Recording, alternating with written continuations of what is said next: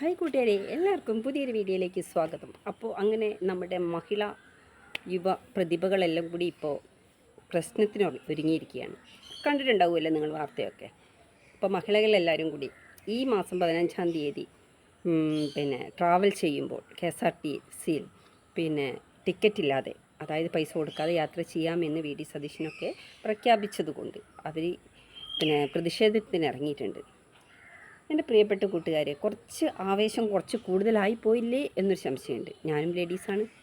പക്ഷേ അവരിപ്പോൾ ഭരണത്തിൽ കയറിയിട്ട് എന്തെങ്കിലുമൊക്കെ ഒരു തീരുമാനം എടുക്കട്ടെ, എന്നിട്ട് നമുക്ക് പോരാ. അവരങ്ങനെ ഒരു വാക്ക് പറഞ്ഞു വിചാരിച്ച് നമ്മൾ അതിൽ കിടന്ന് തുള്ളി കളിക്കേണ്ട വല്ല കാര്യമുണ്ടോ? അപ്പോൾ ബസ്സിൽ കയറിക്കൊണ്ടാണ് ഭയങ്കര. അപ്പോൾ അവിടെ എനിക്ക് പറയാനുള്ളത്, ആദ്യം നമുക്ക് ഗ്യാസിൻ്റെയും പെട്രോളിൻ്റെ വിലയൊന്ന് കുറച്ച് കിട്ടണം. അതല്ലേ നമുക്ക് മെയിനായിട്ട് വേണ്ടത്. നമ്മൾക്ക് അടുക്കളയിലേക്ക് പാചകം ചെയ്യണം, ഒരു മാസം പോലും ഒരു ഗ്യാസ് കുറ്റി തികയുന്നില്ല. അപ്പോൾ നമ്മൾ ലേഡീസ് ആദ്യം നമ്മുടെ സൗജന്യ യാത്രയല്ല വേണ്ടത് എന്ന് ചിന്തിക്കുക.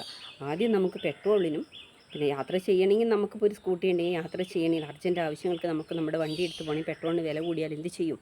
അപ്പോൾ നമ്മൾ ആദ്യം ചെയ്യേണ്ടത് ഗ്യാസിനും പെട്രോളിനും വില കുറയ്ക്കാൻ വേണ്ടിയിട്ടുള്ള ഒരു സമരം, ഒരു പ്രതിഷേധമാണ് എങ്കിൽ അതൊരു സന്തോഷകരമായിട്ടുള്ള കാര്യമായിരുന്നു. നമ്മൾ യാത്ര എന്നൊക്കെ പറയുന്നത് KSRTCയിൽ യാത്ര ചെയ്യുന്ന പറഞ്ഞാൽ വല്ലപ്പോഴൊക്കെ നമ്മൾ ചെയ്യുന്നുള്ളൂ അല്ലേ.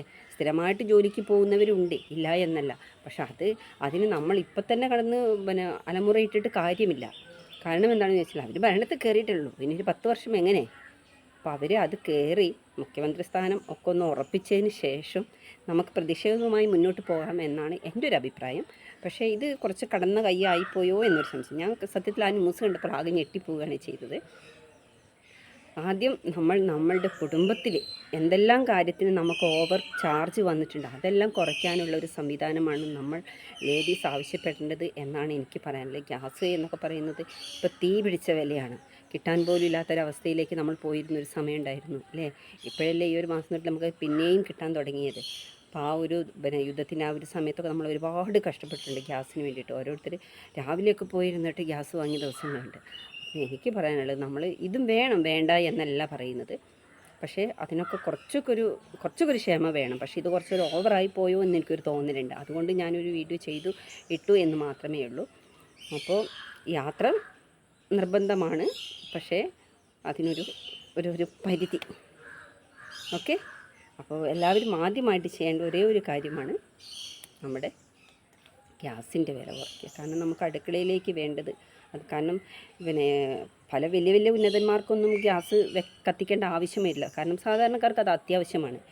കാരണം വലിയ വലിയ ആളുകൾ എന്ന് പറയുന്നത് അവർ ചിലപ്പോൾ ഹോട്ടൽ ഫുഡൊക്കെ ആയിരിക്കും അവർ കഴിക്കുന്നുണ്ടാവുക. ഞങ്ങൾക്കതൊന്നും പറ്റില്ല. ഞങ്ങൾക്കൊക്കെ നമ്മൾ സാധാരണ വീട്ടിൽ ഭക്ഷണം പാചകം ചെയ്യുന്നൊരു സാധാരണക്കാരനാണ്. അപ്പോൾ അതൊക്കെ ആദ്യം ഗവൺമെൻറ് ഗ്യാസിൻ്റെ വില കുറച്ചിട്ടും പെട്രോളിൻ്റെ വില കുറച്ചിട്ടൊക്കെ വരികയാണെങ്കിൽ അത് എത്രയോ ഉപകാരപ്രദമാകുമെന്നാണ് എൻ്റെ ഒരു വിശ്വാസം.